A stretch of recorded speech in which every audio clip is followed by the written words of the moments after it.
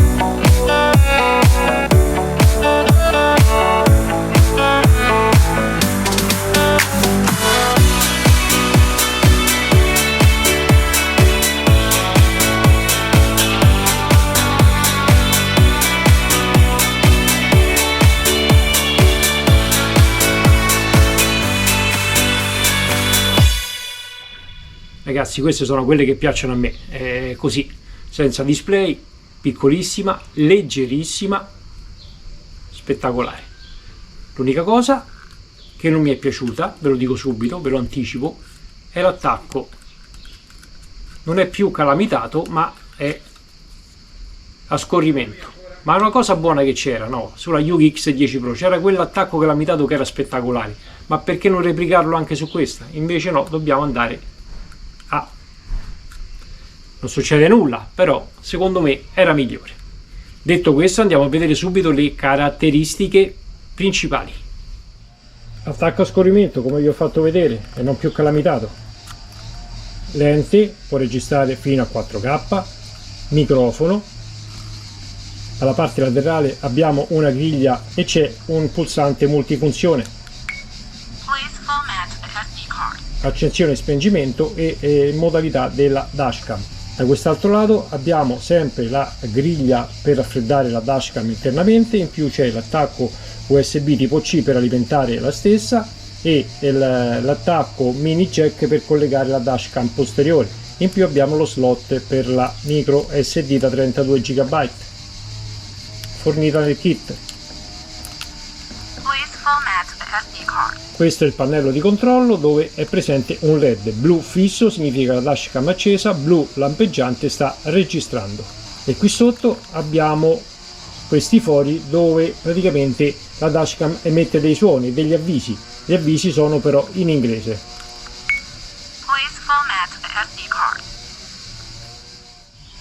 Kit per il monitoraggio di parcheggio, quindi il collegamento 24 ore optional, però non fornito con la dashcam, va acquistato a parte.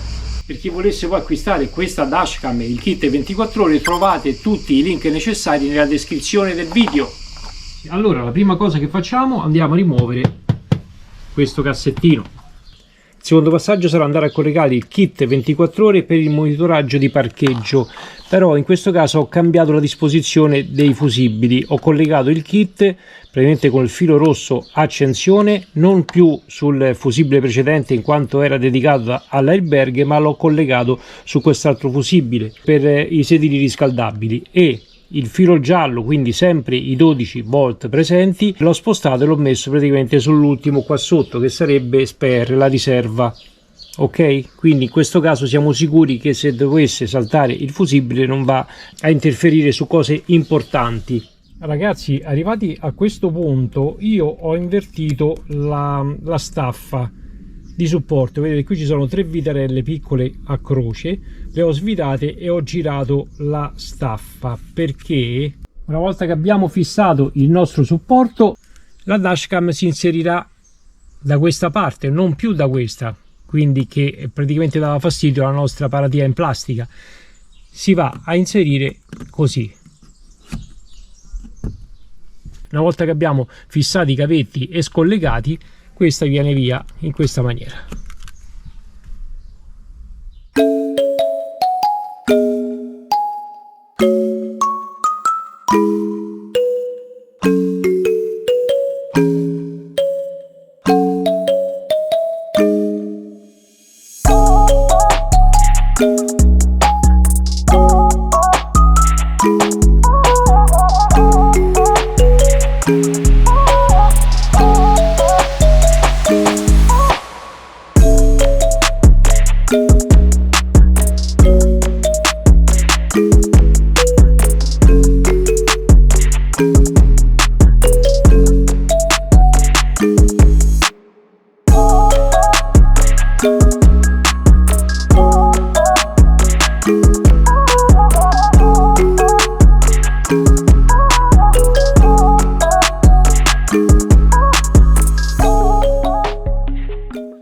Eccoci qua, a installazione ultimata, la nostra dashcam D600 verrà in questa maniera. Io, come di consueto, l'ho installata in questa posizione perché preferisco andare a limitare leggermente il campo di visuale di 170 gradi della telecamera anteriore, ma andare a mimetizzare all'interno della nostra vettura la dashcam, in modo che così non mi dà né fastidio quando guido e né si vede molto, ok? O i 170 gradi o nascondere la dashcam. A voi la scelta.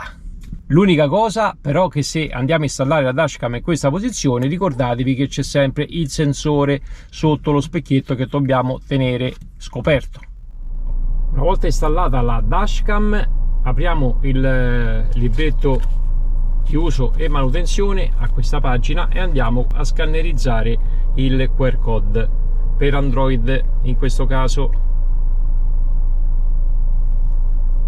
andiamo sul sito e da qui praticamente vedete che mi dice se voglio aggiornare l'applicazione, perché vi ripeto, questa applicazione è condivisa anche con la Yuki X10 Pro che avevo installato precedentemente, quindi l'applicazione già è installata. Per collegare la dashcam al nostro smartphone, una volta che abbiamo scaricato l'applicazione, clicchiamo, ecco qui, e ha rilevato la D600, quella che ho appena installato. Per connettere dobbiamo fare connetti e qui ci manda a una serie di reti wifi disponibili. La rete della dashcam è questa qui, GKUD6 eccetera eccetera. Quindi ci colleghiamo, ok, una volta che siamo collegati torniamo indietro e poi clicchiamo su collegare macchina fotografica e qui avremo la modalità di quello che sta registrando attualmente la dashcam. Possiamo invertire la telecamera con quella posteriore, disattivare ed attivare il microfono,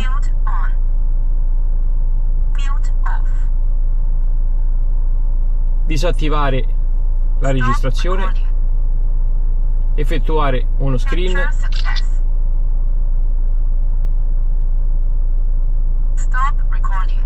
andare a vedere i video che ha memorizzato la dashcam, sia anteriori che posteriori, gli screenshot che abbiamo salvato e i video che ha bloccato la dashcam. Start recording. Poi vediamo tutto quello che c'è nel menu. Stop recording. Attivazione e disattivazione della registrazione del suono della dashcam, volume degli altoparlanti, registrazione video, dashcam principale 2.5K, dashcam posteriore 1080p, opzione di registrazione in loop 1, 2, 3 o 5 minuti, antisfarfallio 50 o 60 Hz, filigrana del video, quindi data, ora e logo della dashcam, rilevamento di collisione, alto, medio, basso o disattivazione, sarebbe il sensore G, ragazzi. Io ho impostato la modalità bassa perché altrimenti andava a bloccare i video di continuo, quindi è tanto sensibile. Modalità di monitoraggio di parcheggio, ci dice che la funzione di parcheggio può causare la perdita di potenza della batteria. Possiamo attivare o disattivare, modalità timelapse. In più abbiamo la possibilità di poter impostare il movimento del monitor di parcheggio, in quanto abbiamo la possibilità di poter sfruttare il sensore G presente nella dashcam anche nel monitoraggio di parcheggio, quindi in modalità di registrazione in timelapse. Io l'ho messo nella alta sensibilità. E qui abbiamo la possibilità di ridurre la durata del video in timelapse sempre, quindi 12 ore, 24 ore o 48 ore o disattivare. Passato questo termine si scollega, quindi si spegne. Possibilità di formattare la SD. E qui abbiamo il reset delle impostazioni. Per collegare la dashcam al nostro car tablet Android vi ricordo che la password per abbinare la rete wifi è sempre 1, 2, 3, 4, 5, 6, 7 ed 8. Una volta che abbiamo abbinato la rete wifi colleghiamo la nostra D600 e dall'applicazione siamo limitati su quello che possiamo fare. Ovviamente non possiamo utilizzare l'applicazione come usandola nello smartphone, ma possiamo solo vedere quello che registra in diretta e vedere la registrazione anteriore o posteriore di quello che sta registrando con questa icona. In più è possibile stoppare la registrazione, effettuare una foto, quindi uno screen, ok, riattivare la registrazione o attivare e disattivare il microfono.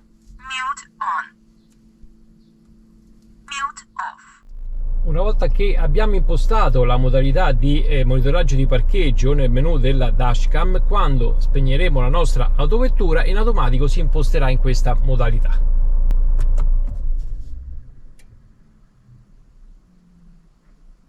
Start time-lapse video.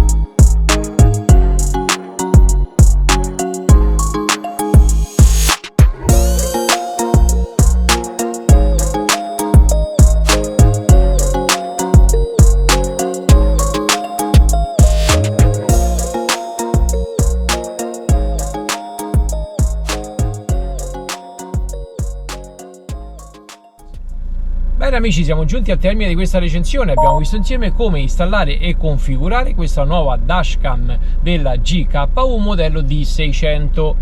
Le cose che mi sono piaciute di questa nuova dashcam è sicuramente la registrazione dei filmati, molto ben dettagliati e definiti sia di giorno che di notte.